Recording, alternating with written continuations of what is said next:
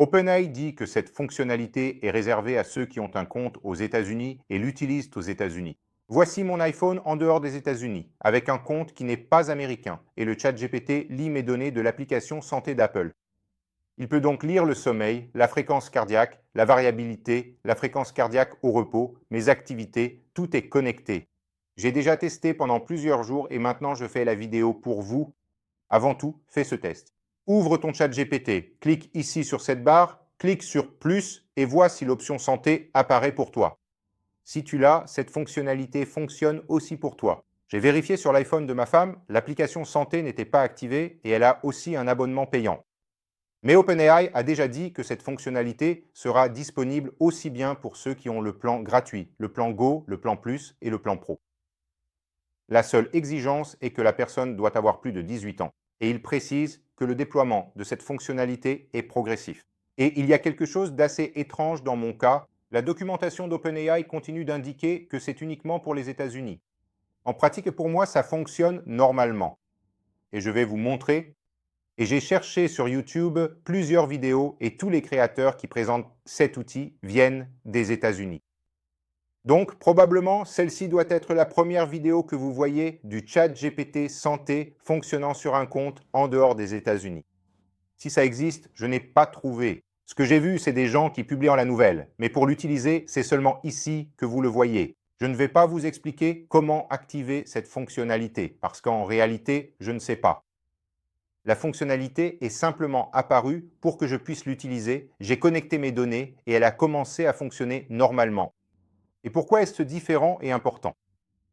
Si vous posez une question générique à ChatGPT, comme par exemple « Combien de sommeil est suffisant ?», il va répondre quelque chose de générique entre 7 et 9 heures. Ça convient à n'importe qui sur la planète, mais ce n'est pas spécifiquement adapté à vous. Maintenant, si je pose la même question dans l'application santé, il va ouvrir mon historique et répondre en se basant sur ma moyenne. Donc je vais demander combien de sommeil est important pour bien récupérer.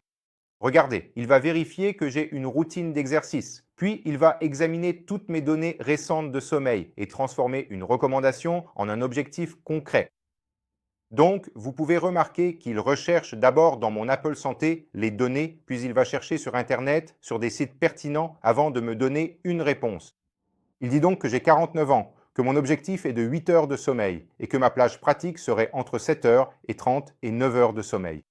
Il dit que 7 heures est acceptable et que 8h39 serait adéquate pour les jours après l'entraînement. Et il me donne toute une série de données sur la façon dont je dors. C'est différent de donner une réponse générique, car il va prendre en compte tout mon contexte. Et ça, à mon avis, c'est la différence de cette fonctionnalité. Et comment fait-on pour connecter ces données Apple Santé à son appareil ChatGPT? Vous ne pourrez pas le faire depuis votre ordinateur. Il vous faudra un iPhone pour réussir la connexion. Vous devez avoir l'application ChatGPT installée. Dans l'application ChatGPT, vous allez dans l'onglet de gauche et là, vous cliquez sur Santé. Dans Santé, vous avez ici l'accueil qui affiche vos données et vos métriques, les conversations que vous avez déjà eues avec lui, les enregistrements que vous pouvez connecter à certains sites spécifiques. Il est axé sur le marché américain. Et ici, vous avez Apple Santé.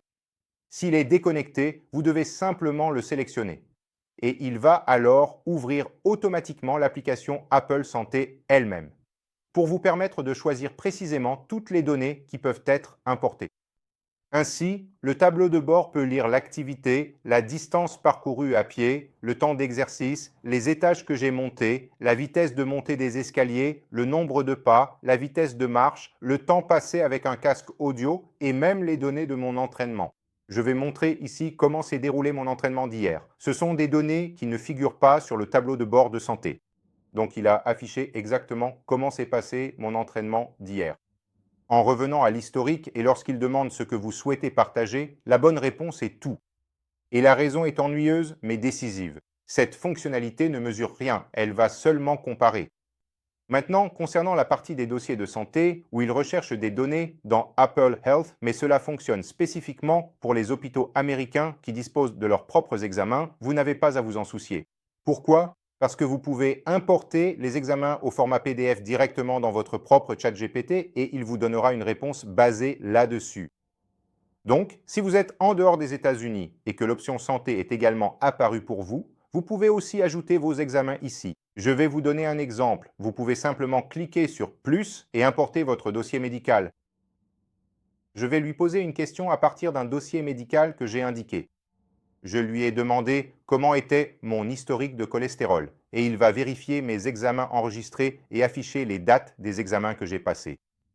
Autrement dit, je n'ai pas eu besoin de me connecter à un hôpital américain pour obtenir cette information. Donc, il a pris un examen de 2024 et m'a donné les données concernant mon cholestérol. Un autre point que je veux souligner pour vous, des applications comme MyFitnessPal, Peloton, AllTrails sont désactivées par défaut dans l'application santé d'Apple. Et donc, vous devrez autoriser à nouveau. Si vous pensiez que c'était synchronisé, ce n'était pas le cas. Il y a un détail qui permet d'économiser au moins une demi-heure de support. Si vous avez connecté et que rien n'est apparu, ce n'est probablement pas une erreur. OpenAI prévient que la synchronisation peut prendre de quelques minutes à plusieurs heures lorsque l'historique est volumineux. Laissez l'application ouverte avec une connexion Internet et revenez plus tard. J'ai aussi remarqué une certaine inconstance dans les données partagées, probablement parce que mon compte a été activé d'une manière qui ne devrait pas l'être, puisque je ne suis pas aux États-Unis. Donc il se peut que quelque chose fonctionne bien à un certain moment et que quelque chose ne fonctionne pas bien. Je suis convaincu que cela va s'améliorer avec l'utilisation. Donc, à certains moments, la partie activité n'est pas apparue et à d'autres moments, la partie cardiaque est apparue. Je pense que c'est parce que je suis en dehors des États-Unis et je ne sais pas si mon compte aurait dû être autorisé ou non à utiliser ChatGPT Santé. Et je vais donner le mot secret pour savoir que vous regardez la vidéo jusqu'à la fin. Cette fois, si vous avez regardé la vidéo jusqu'ici, vous allez écrire « pendule ». Maintenant, abordons le sujet le plus délicat qui est la vie privée et c'est là que j'ai le plus de réserves. Ce qui entre dans la section santé ne sert pas à entraîner le modèle et ne sera pas utilisé pour la publicité, quelle que soit votre configuration d'entraînement. Et la section santé est un espace séparé. Ce que vous discutez là-bas ne revient pas dans votre chat normal, mais faites attention à la direction inverse, c'est un détail que presque personne ne remarque. La section santé peut utiliser le contexte de vos chats normaux pour répondre. La porte est à sens unique et pas dans le sens que vous imaginez. Vous pouvez vous déconnecter quand vous le souhaitez et ce qui a été synchronisé est supprimé sous 30 jours. Mais ce qui a déjà été dit dans une conversation reste là jusqu'à ce que vous supprimiez la conversation. La règle est la suivante. Ne connectez que ce que vous accepteriez de lire dans une fuite de données. Et où est-ce qu'il échoue? Dans mon test, en plus du fait que toutes les données ne sont pas toujours disponibles. Et un autre point, je le trouve trop confiant. Il donne toujours une réponse bien formulée, mais avec une base encore fragile. Le plus important, ce n'est pas un outil de diagnostic des symptômes.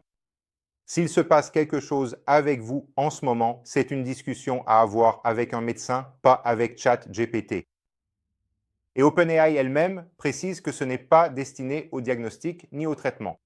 Donc, la règle est la suivante. Avec au moins 6 mois d'enregistrement régulier, vous devez laisser l'option activée. Cela devient un lecteur de tendance que l'application santé ne vous propose souvent pas. Gardez à l'esprit la question de la confidentialité. Cet outil ne sera pas votre médecin, il va seulement vous indiquer des tendances, et si un écart par rapport à la normale apparaît. Et vous pouvez entrer vos dossiers médicaux dans ChatGPT, il les analysera pour vous de manière plus personnalisée. Et n'oubliez pas de vous abonner à la chaîne. Nous voulons atteindre 50 000 abonnés d'ici la fin de l'année et vous pouvez nous aider à atteindre cet objectif tout en restant informé de tout ce qui se passe, que ce soit sur les appareils mobiles ou en intelligence artificielle. Nous avons ici quelques produits sur YouTube Shop. Jetez-y un coup d'œil. C'est une façon de soutenir la chaîne. J'espère que vous avez apprécié le contenu et on se retrouve dans la prochaine vidéo.